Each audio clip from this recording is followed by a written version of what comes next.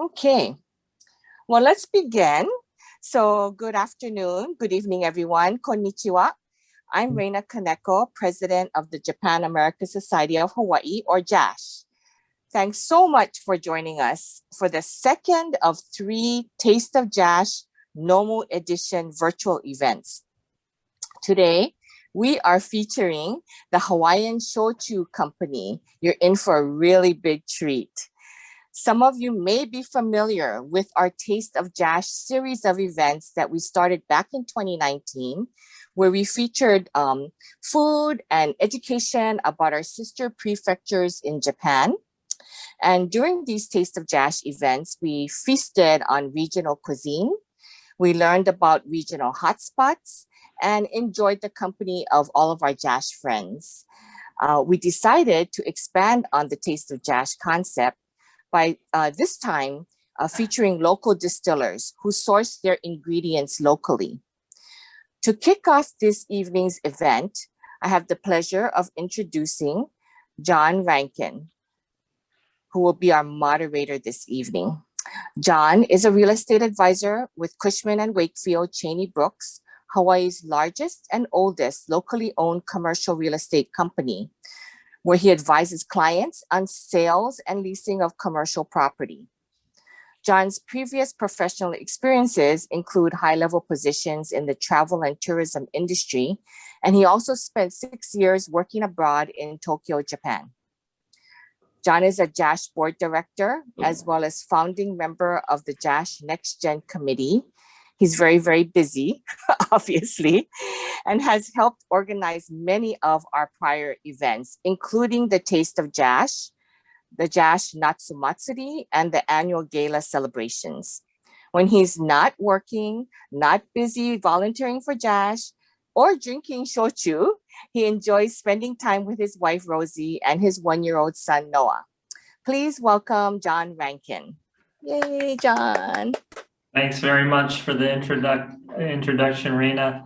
I appreciate it. Having a 1-year-old feels like a full-time job. So for those of you with kids, you know what I'm talking about. But thanks again, and thanks everyone for joining us. Before we get started, I just wanted to mention a couple of things. Today we're using the Zoom meeting format. So all of you are currently muted. But feel free to type your questions in the chat box throughout the program, and we'll do our best to get all of your questions answered. I think Ken-san has a really unique story, really interesting, and I'm sure you'll probably come up with questions you might want to ask them. So please put them in the chat box. And if you feel comfortable, please turn on your cameras so we can see everyone. It's been a long time since I've seen a lot of you. So always nice to see some familiar faces. But we want to get started. So again, tonight we're so honored to have Ken Hirata from Hawaiian Shochu Company. Aloha, Ken-san. Konbanwa. Thank you so much for having me here today. I'm really excited, and I hope I will enjoy drinking with you, all of you. Yeah. Absolutely, we're excited. We're excited to have you. And because this is a Taste of JASH, a Nomu event, Nomu meaning to drink, I think we should start with like a kanpai. So if everybody has a drink, alcoholic or non-alcoholic, yeah, feel free to grab your drink. And I'm curious to see what everybody's drinking. So feel free to type in the chat box what you're drinking this evening. I have a bottle of nami hana that I'm gonna drink. And I don't know if you can see this, but this is bottle number 14, Ken-san. And I know each bottle is a little bit different, but can you tell us what number 14 stands for? Number 14 means that's our 14th batch since we started this business. We do 2 batches per year in the springtime and the fall season. So number 14 is the 14th since we started. Got it. And how many do you have currently? Right now we have number 17. It's on 17. Got it. And if I understand correctly, the potatoes, the sweet potatoes that you use in each batch is a little bit different. Is that correct? That's correct. Got it. Do you remember what 14 was? That's a great question. You could have asked me before I started drinking. That's okay. Well, again, thanks to everyone who joined us. So I think we should start this off with a kanpai. So if everybody can grab their glass, kanpai. Bye. Ah, tasty. So actually what we're going to do to start off is we actually filmed a short video. It's about 10 minutes long, and we went up to North Shore and Haleʻiwa to Hawaiian Shochu Company to film Ken-san and have him share a little bit of how he makes shochu. So we're going to start with the video here. So if you can start that, we'll be back soon. Hi, my name is Ken Hirata. I'm the owner of Hawaiian Shochu Company in Haleʻiwa, Hawaii. Thank you so much for having me here today. When people come here and do a tour, the first question they usually ask me is the difference between sake and shochu. Many people think we, the Japanese, drink sake all the time, but the fact is we consume more shochu than sake these days in Japan. In Japan, you can find a variety of shochu. Ours is made from sweet potatoes, which is the most consumed shochu also in Japan. But shochu can be made from barley, mugi shochu, rice, kome shochu, buckwheat, soba shochu, sugarcane shochu, chestnut shochu. You can find many varieties of shochu. The first question, the difference between sake and shochu is that it's pretty simple. Sake is a brewed alcoholic beverage like wine or beer. Shochu is a distilled spirits, similar to whiskey, vodka, gin, rum, Korean soju. So one is brewed, one is distilled. That's the main difference between sake and shochu. So when I say that, many ask, then what's the unique thing about authentic shochu from Japan compared to other types of distilled spirits? Because they are all distilled.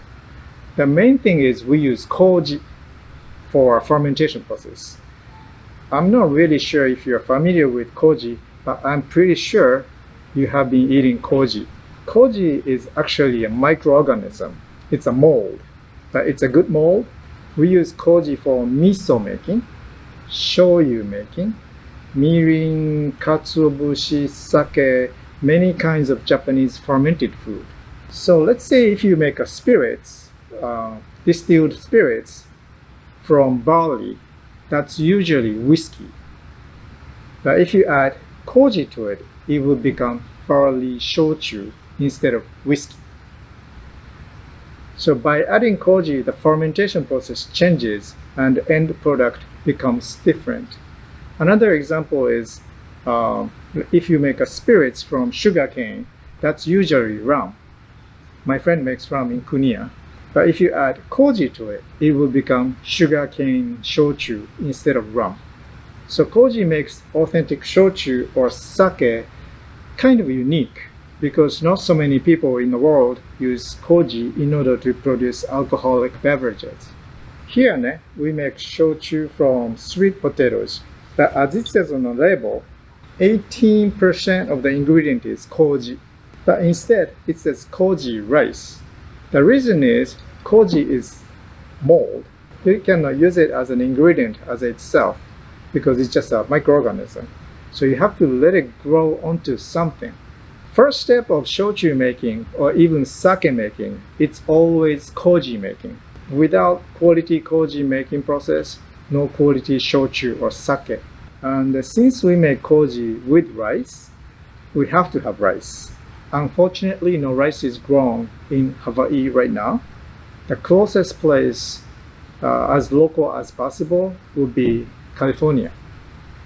So we use California rice from a farm called Koda Farm. The Koda-san immigrated to the US over 100 years ago and founded Koda Farms in California. So we use their family's rice in order to make Koji rice. Ne? Every shochu distillery in Japan has its own formula or recipe. That's why every single product tastes different.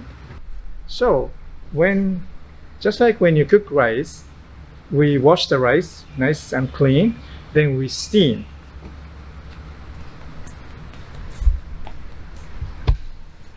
This is a rice steamer. It's empty right now. We use this wooden bucket to steam rice.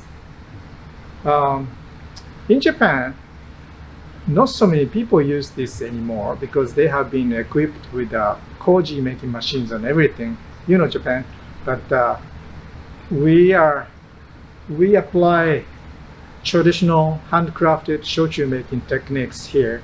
So we use this wooden bucket to steam rice and make Koji by hand. After we steam rice with wooden bucket, we bring the steamed rice into this small room called Koji room over here. It takes 48 hours to convert rice into Koji rice. I have to come in this room every 3-4 hours for 48 hours and do all kinds of stuff. Now rice is being cultured with Koji mold. This is the Koji rice being cultured. It's difficult to see, but each rice is covered with the fluffy, hairy stuff. That's the Koji mold being grown right now. When Koji rice is ready, we take the Koji rice out from the Koji room and take it to the other side.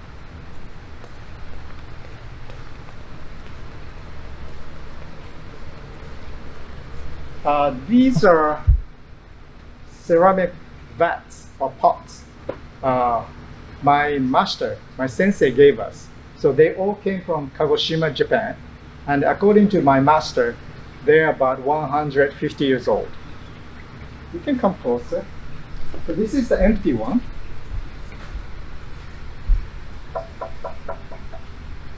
Yeah?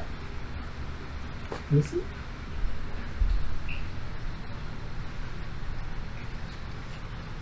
So we use these for fermentation process.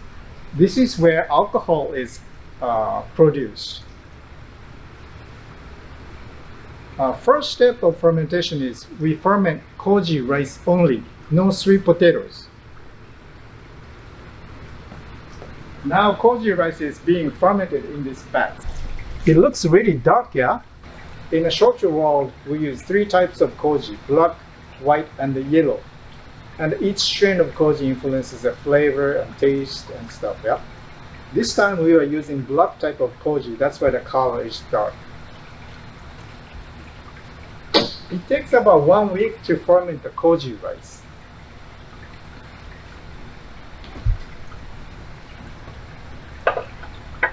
After we ferment the Koji rice, we mix with sweet potatoes. So this morning, we steamed the 1,000 pounds of sweet potatoes and mixed the sweet potatoes with the Koji rice over here.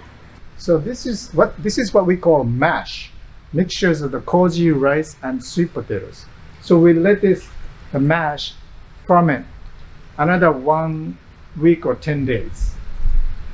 After the fermentation process is finished or completed, the alcohol content of this mash reaches around 15%, like wine or sake. Ne? So we take it to the next step, which is the distillation process. This is what we call still, S-T-I-L-L. Usually stills are made from copper or stainless steel, metal. But this is Japanese traditional wooden pot still made from wood, Japanese cypress.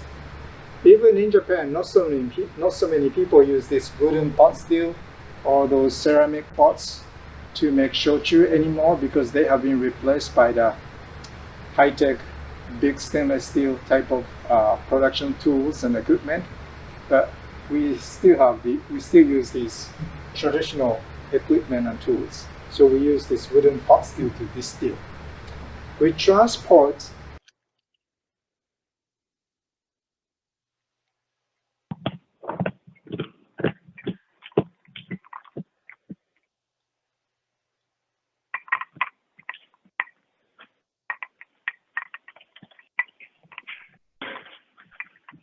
Sorry, guys, I got kicked out there for a second, but we're back. Awesome, awesome. Well, thank you again to everybody for joining us. Ken-san, do you remember when I went to visit you at the distillery the very first time? It's been a while, huh? Yeah, it's been a while. It was actually, I had to look in my phone, but it was 2018 when I visited, and I actually proposed to my wife on that same day after we toured your distillery. So I think your distillery is good luck. Yes, you came right after you proposed to Rosie. Yes, right before actually. And so I remember that day very well. And that was the first time that we had met. So yeah, really excited and looking forward to learning more about your story. So so we're gonna just really talk story. And so for everybody in the audience, feel free to put your questions in the chat box, and we will try to get those answered the best that we can. But Ken-san, I have a lot of questions that start with why. Of all of these things that you could be doing, you chose to pursue making shochu in Hawaii. And I find that to be super fascinating, but I want to start kind of at the beginning. Where in Japan did you grow up, and were you born into a shochu family or shochu business? No, I was born in Osaka, Japan. My family has nothing to do with shochu making. Okay. Nothing. I thought maybe your father was a heavy shochu drinker, and that's why you decided to get in the business. But it's a very entrepreneurial thing that you did when you were growing up. You know, as a child, were you interested in starting your own business or anything like that? No, I never thought of starting my business until I actually start thinking about making shochu in Hawaii. Interesting. Okay. And so your childhood upbringing was pretty normal, I assume, growing up in Osaka. Did you go to study or university there as well? No, the thing is, I had a chance to study on the mainland after I graduated from high school in Osaka. Oh, interesting. Where did you go to study? I went to a school called Lewis and Clark College in Portland, Oregon. Interesting. I grew up in Seattle, actually, so I know the Oregon area very well. But when you were growing up, did you learn English? Did you have an interest in the English language or studying abroad? Why did you decide to move to Oregon? I remember when I was taking English classes in high school, I have failed. I got F. So my English was horrible when I actually came to United States. I see. Interesting. Well, your English is very good now. And hearing you talk, there's a lot of technical words that you know that I'm always impressed in. No. I know you're on the North Shore now. Yeah. So you went to school at Lewis and Clark, and did you spend 4 years there? It took longer than 4 years for me to graduate. Yeah. What did you study? I studied business. Okay.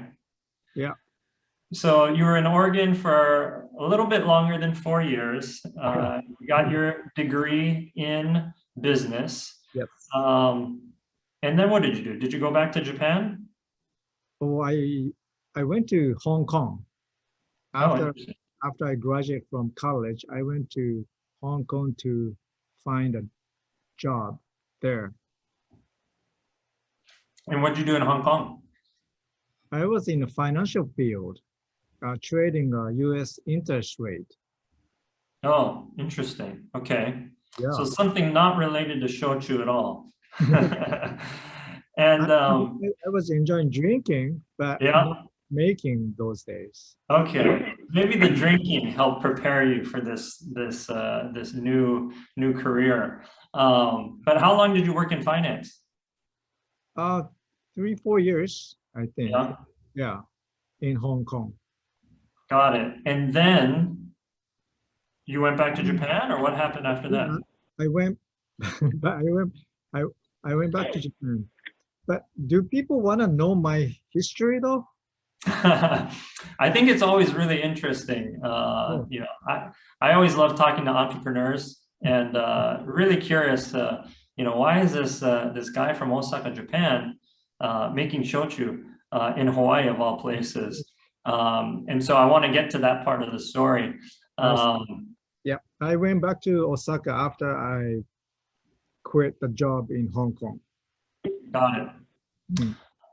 And I understand that, you know, eventually somehow you came up with the idea of trying to make shochu in Hawaii. How did that idea come about?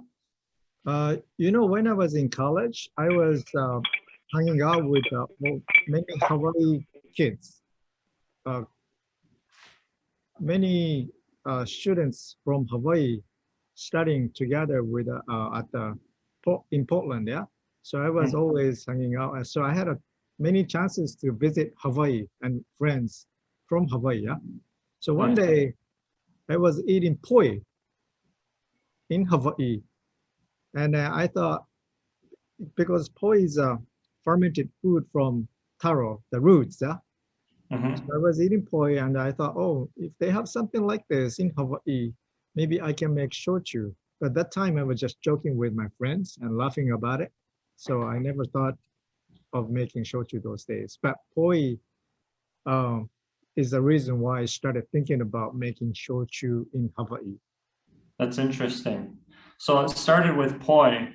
Now I imagine the decision to leave corporate life and to study and to start making shochu wasn't an easy one, but how did you begin that process? I had one issue. I didn't know how to make shochu. So I wanted to study, yeah, but you don't go to school to learn how to make shochu and stuff. So yeah, there was one brand I was drinking and enjoying a lot, and then I respected it. I respected the maker, the producer of the shochu. So I wrote a letter to the owner of the shochu maker and asked him to accept me as an apprentice. Wow. And if I understand correctly, that was Manzen? Yeah, Mr. Manzen-san. Wow. And so did he respond right away and say, hey, Ken-san, come down to Kagoshima and I'll teach you everything? He thought that was a joke. So what happened? I repeatedly asked and I even begged him to accept me as his apprentice, maybe 6-7 times. Oh, interesting. Yeah. And he finally said yes? Yeah, surprisingly. I wouldn't do that if I were him, you know. Yeah, yeah. Is there anything you think that he saw in you? Maybe persistence or discipline? You know, after I failed, I accidentally met him at the bar, izakaya. Uh-huh. And he was drinking a lot No. night. Yeah? Maybe he accidentally said yes. So he was drunk and he didn't remember, but he said yes. So you showed up at his doorstep the next day. I'm not really sure if you remember, really, seriously. But Yeah. I went to his office the next day, the very next day, and he said yes last night. So thank you so much. And he accepted me as an apprentice. Wow, that's a pretty cool story. So tell us about this apprentice experience. What is that like? You know, when I became his apprentice, I was about 40 years old. Mhm. So he said, the first thing he said is, it usually takes 5, 6, 7 years to learn. But if you do that, you're going to be too old to start your own business. So he said, work with me for 3 years. And after 3 years, you can start your own. So I was able to work with him, under him for 3 years. Wow. And what kind of work did you have to do? Did you learn everything about the shochu making process? You know, it's not like a school. So he didn't teach me. It's not like you take lessons or anything. I just worked with him for the entire 3 years. No questions, nothing. He didn't tell me what to do and how to do. I just worked with him, and maybe that was the way the shochu making was supposed to be studied. Yeah. Yeah. And so you had told him your dreams of making shochu in Hawaii? Yeah, that was the first thing I told him. Yeah. That's the And what did he think of that idea? I'm sorry. What did he think of that idea? Maybe because I said that for the first thing, he rejected me. Oh yeah. A crazy idea. So you work under Mr. Manzen for 3 years. Yep. And then at the end of those 3 years, is the apprenticeship over, or did he give you his blessing, or how did that apprenticeship end, I guess? I don't think it's ended. I'm still learning. Yeah, it's more like a lifelong apprenticeship. Yeah. And my master. Let's see. I'm still learning from him. Even though I became independent and everything, but I'm still learning. I see. So after those 3 years, is that when you came to Hawaii to start your business? I became his apprentice in 2005, but this operation started 2013. So it took me 8, 9 years to actually start making shochu. Wow. When did you first come to Hawaii? You know, shochu making is seasonal. So between batches or out of season time, I had a chance to visit Hawaii. So even though I was working with Mr. Manzen, whenever I had an off time, I came to Hawaii to look for a place or getting prepared for this project. Yeah. That's pretty amazing. To me, it sounds very daunting and difficult and maybe crazy to want to move to another country to start a business, especially one that doesn't exist there. And so I'm sure there was a lot of difficult challenges that you had to go through. But what was that process like? You had this idea, you wanted to make shochu in Hawaii. You know, you visited many times before, so you were familiar with Hawaii, but how do you even get started in starting a shochu business in Hawaii? That's a great question. Yeah, because as you just mentioned, shochu was a new thing to Hawaii. Many people, actually, majority of the people didn't know what the shochu was. So I had a hard time explaining what I was trying to do Mhm. here. And of course, I didn't have that much money. So Yeah. that was really hard. And the people don't know how to process this Mhm. because shochu was a new thing to Hawaii, Yeah. like a liquor commission or government permitting or licensing Yeah. department. So that was the first hurdle we had. Yeah. So you had to come to Hawaii, you had to find a facility. I know you're located up in Haleʻiwa, but is this a place that you leased, or was there this building, or was there a distillery there before you, or where are you currently located? We are located in Haleʻiwa, right across from Haleʻiwa Elementary School. Yeah. Mhm. But when we came, this was just a plain field. Used to be a sugarcane field. This land is owned by Kamehameha schools. Hmm. We are extremely lucky or fortunate that we were able to lease this land from the school. I see. Interesting. And from there, you kind of built your business, and I know it's kind of expanded since you started and since I first visited. But do you have a big team behind you to help you with all of this stuff? This place is almost like a one-man operation, which is Yeah. yeah. So Wow. I make shochu, clean, Mm-hmm. sell shochu, answer all the questions, inquiries, and basically this is more like a one-man operation. Even though my wife tries to help me, but Yeah. basically this place is run by myself. Wow. That's again, that's really amazing that you can do all of this by yourself. But we know it's taking you some time, because you said you started in, when was it, 13.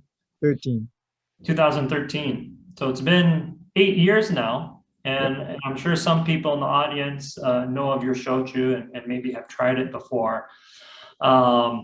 But I think most would be surprised that your business has been around since 2013. So we know and feel the challenges and the struggles that you had to go through to get to where you are now. Tell us a little bit about the company and kind of what you're producing and what different products that you offer. Right now, well, this hasn't changed much. We produce 2 batches per year in the spring and the fall. And each batch we produce about 3,000 bottles of nami hana shochu, sweet potato shochu. Mm-hmm. And so annually we produce about 6,000. Okay. This hasn't changed much since we started this business. That's the whole reason why I cannot hire people. This business doesn't make me rich or anything. We can afford to hire people with this volume. Yeah, yeah. And so do you plan to increase volume at some point in the future? Yeah, that would be great because people have been really supportive and there is a demand. Mm-hmm. Really, I feel really grateful that every batch we make, we can sell out. Yeah, so it would be great if we can produce more. Yeah. What are the next steps for you, do you think, in being able to produce more? Do you have to get a bit bigger facility, or do you need to find more help, or? That's a good question. Yeah. Maybe I should work harder first. I think you need to Scott in the audience said maybe you need an apprentice So Yeah. if anybody on the call wants to help Ken-san, maybe they can be your apprentice and work for you. Do you still keep in touch with Mr. Manzen? Yeah, he comes to before this pandemic. He used to come to Hawaii at least once a year. Oh yeah. He used it as an excuse to visit Hawaii. Nice. And what does he think of your shochu and your company? Oh, he doesn't say anything. Oh really? Yeah, but maybe that's a good sign, I think. Yeah, it probably means that you're doing a good job. I hope so. He doesn't say anything. Yeah. He drinks my shochu. Yeah. Yeah. One of the other questions I had was, so I know you source, all of, if not most of your ingredients locally. What is kind of your thoughts on agriculture in Hawaii, and are there opportunities you think to expand agriculture here locally? Oh, our business name is Hawaiian Shochu Company. Mm-hmm. Our registered name is Hawaiian Agricultural Products, LLC. So our mission is to combine Japanese traditional craftsmanship and Hawaii's agriculture. So that's our mission. So that we would like to create something that brings more value to Hawaii's agriculture. So that's where we apply the craftsmanship from Japan. Yeah. Interesting. I know, a couple of your main ingredients. No. One is the sweet potatoes that you use. But tell us about the sweet potatoes and where they come from. As you may know, you can find over 20 varieties of sweet potatoes in Hawaii right now, according to University of Hawaii.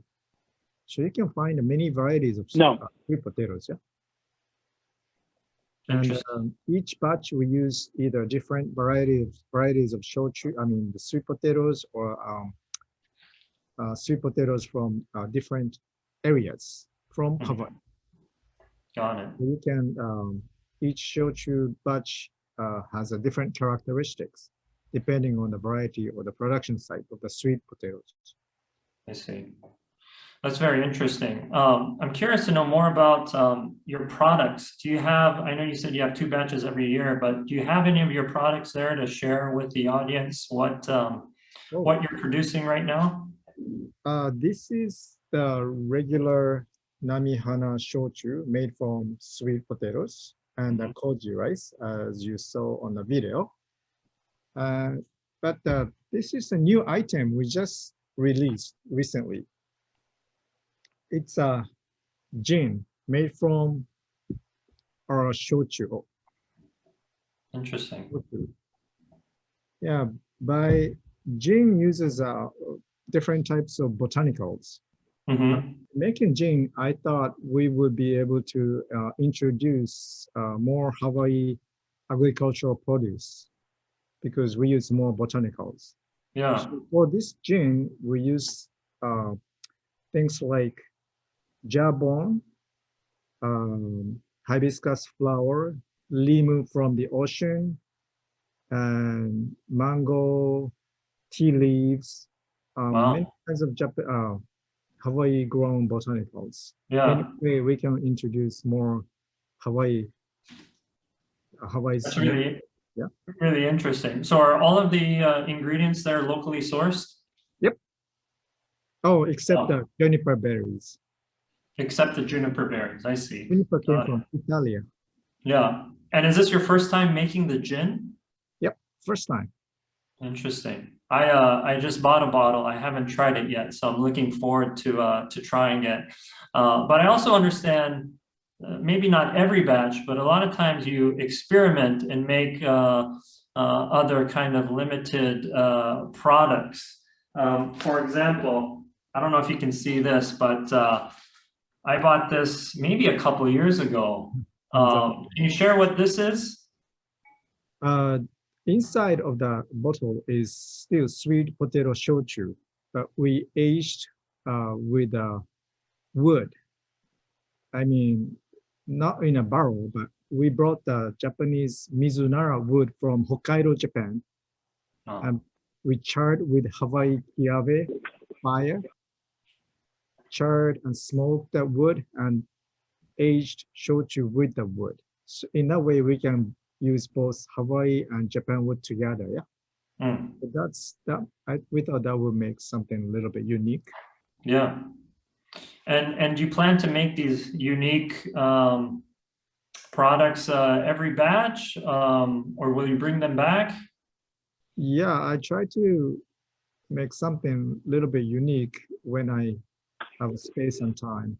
But I try to stick with the local as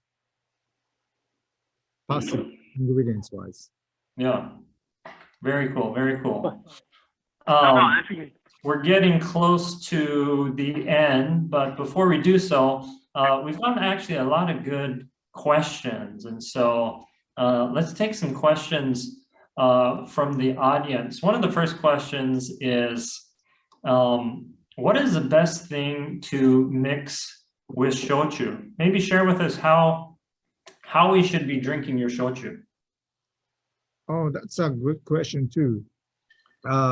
You know, in Japan, as I said, many varieties of shochu you can find.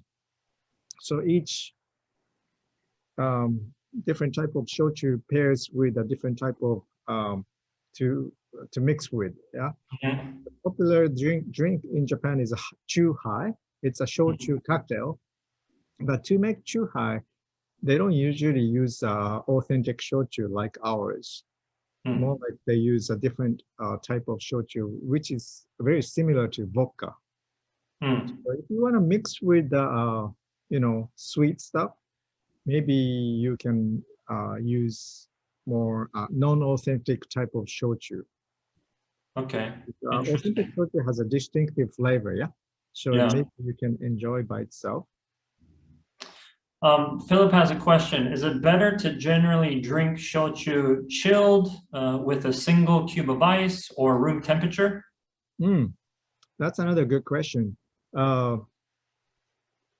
Usually when we drink shochu, we drink with food while we eat.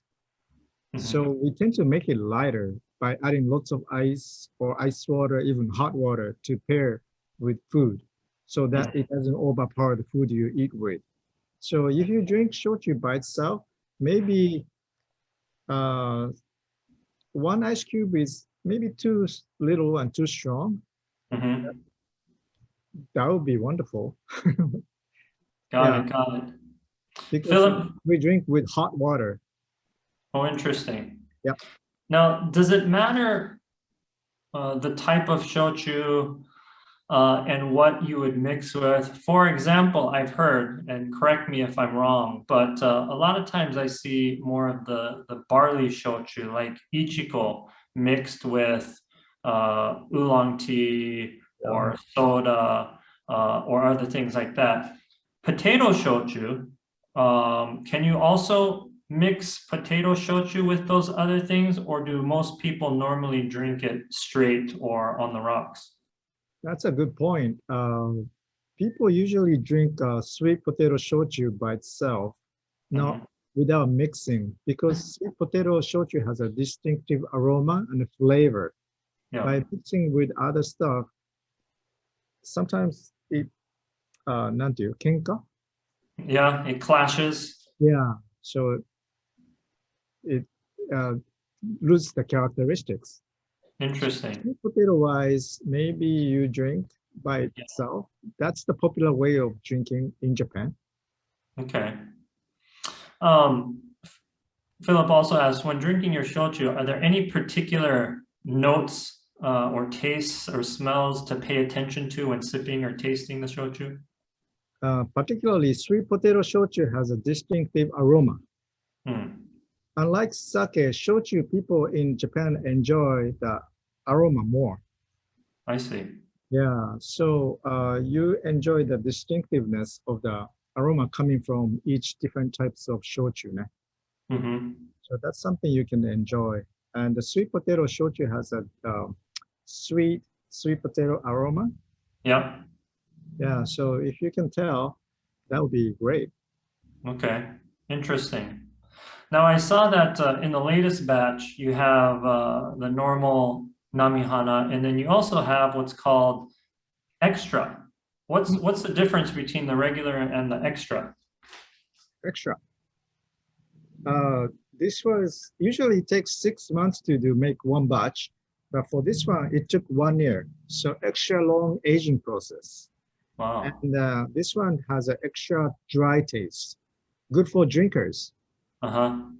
And extra aroma due to the distillation process, and a little bit extra volume too. Mm. And extra price. Okay. Is it extra alcohol? Is it stronger than your other? No, it's same 60 proof, but Okay. extra dry taste.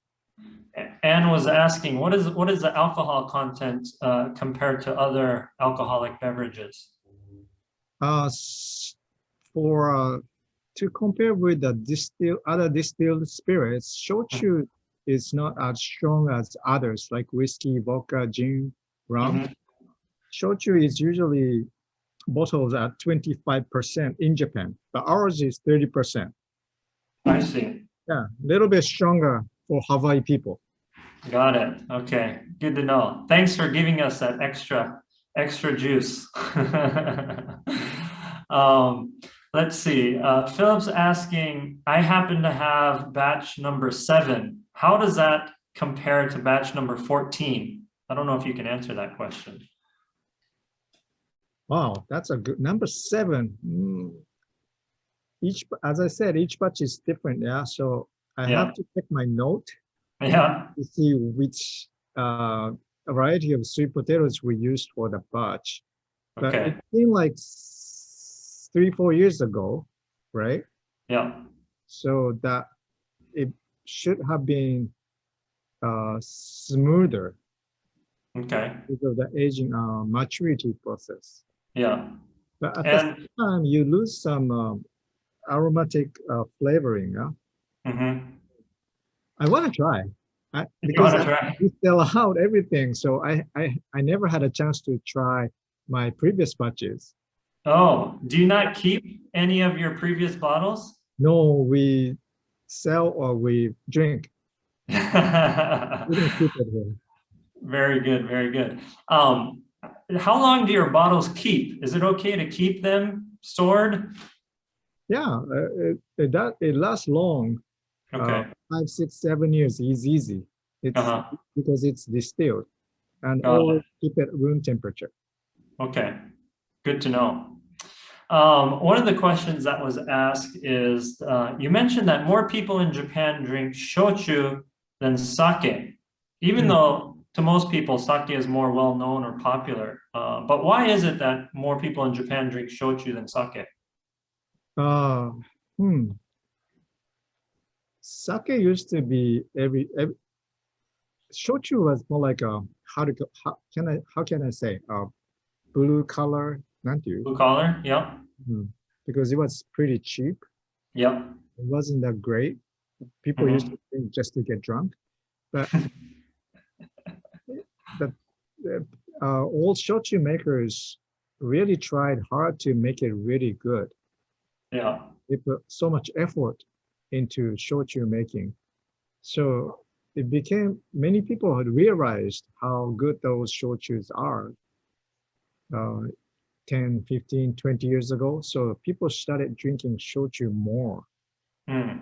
Yeah, and because Japanese food has been shifted to more westernized type of flavoring. It used to be really simple Japanese food, yeah. But these days we use deep fried food, stir fried food, more rich flavored. So because of shochu's dryness, it can be paired pretty good with that type of rich flavored food. So that's another reason why we started drinking more shochu. I see. Interesting. Blair had a question going back to the process of making shochu. I'm sure there's a lot of very kind of particular technique and things you have to look out for. But what is the hardest thing about making shochu? That's another good question. Because we make shochu here traditional way. I have to monitor every step of shochu making really carefully. So that's the hardest part, because nobody takes care of it unless there's no monitoring or machines or sensors, nothing. Yeah. So Yeah. I'm the machine here. Yeah. So taking care of each process of shochu making and carefully look at each stage. Yeah. Continuously during the production time. That's the hardest part. Yeah. I mean, it's amazing. It's handmade, handcrafted. I mean, we can tell and see just how much work and effort goes into your process, and especially as like you mentioned, almost a one-man show. We can imagine how difficult it is. One more question. Since you started this business, what was the most difficult point or time that you felt in this process of building this company here in Hawaii?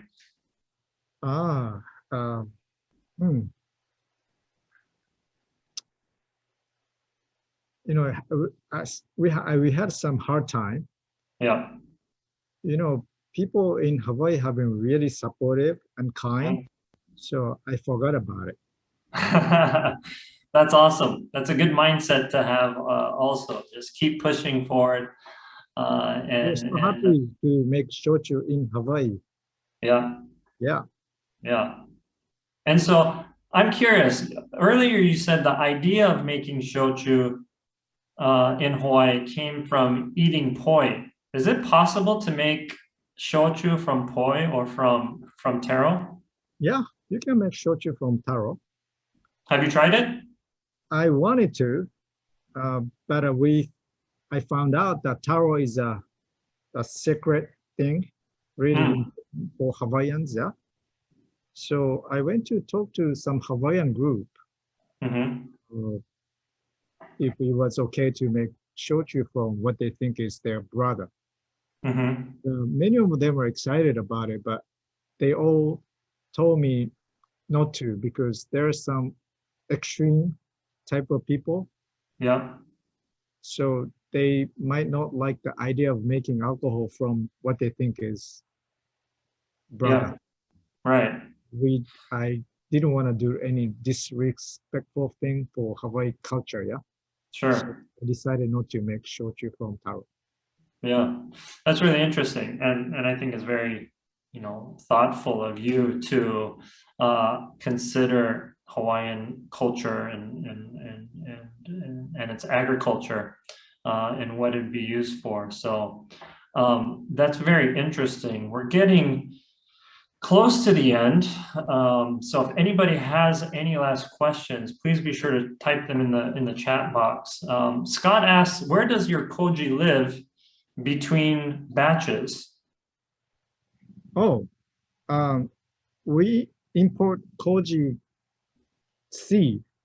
Every time we make Koji rice from Japan's Koji makers. That's what everybody does in Japan. Miso makers, shoyu makers, sake makers, they buy Koji seed from Koji makers. So no Koji alive, maybe in the air. Oh, interesting. Yeah, interesting. Well, that's really cool to know. Before we wrap up, tell us where can we get or find your shochu? Right here. Please come to Haleʻiwa to pick up your bottles. Okay. Do you have a website or an email, or what's the best way to get in touch with you? Yeah. just email us, please. Okay. That's how we take orders. Yeah, and we can put in the notes your contact information, so everybody who's interested can go and purchase your shochu. I know in the past you used to do your tours of your facility. Do you still do tours? Can people just show up at your distillery? Do they need to make a reservation? What's happening now? As I said, this is a one-man operation, so please, tours and everything is by appointment only. We're not open every day, 2 or 3 times a week for pickups. So make sure you contact us first. So I let you guys know when we open or when we have openings for tours and everything. I try my best to respond to you as soon as possible. Got it. Well, very good. And Scott also put your email, kaloemo@gmail.com. If you want to, if you want to reach out to Ken-san to order some of his shochu. So with that, our time is up. I want to say mahalo to Ken-san for providing this wonderful opportunity for our guests to learn about the great things that you're doing at Hawaiian Shochu Company, not only making delicious shochu, but also sourcing your ingredients locally, farm to bottle. At JASH, we really strive to bridge the 2 countries of Japan and the US. And by hearing your story, I hope the audience was able to connect with you, your brand, in the hopes that we can all support each other in the work that we do. So if you enjoyed this program, please consider becoming a member of JASH or making a donation so we can continue to bring you quality programming. You can visit our website at www.jashawaii.org, jashhawaii.org, to learn more about our organization and view some of our past programs and events. Coming up on December 10th through the 14th is our Bridge Awards silent auction. So please join us and you can do some early Christmas shopping from the comfort of your own home online. And in addition, on January 13th at 5:30 p.m., you can join us for our 3rd and final installment of the Taste of JASH Nomu Edition series with Manoa honey and mead. The owner, Yuki Uzuhashi, will be sharing his story and distillery in Wahiawa and learning how he produces honey and mead using locally sourced ingredients. So that should be a fun event as well. But on behalf of the Japan American Society of Hawaii, thank you again for joining us today. A quick survey will be sent to you shortly. So if you could take a minute or two to fill out the survey to help us bring you more programming in the future. Ken-san, thank you again for joining us. It was a real pleasure. Thank you so Thanks, much. everybody. Aloha. Thank you. ありがとう。おやすみなさい。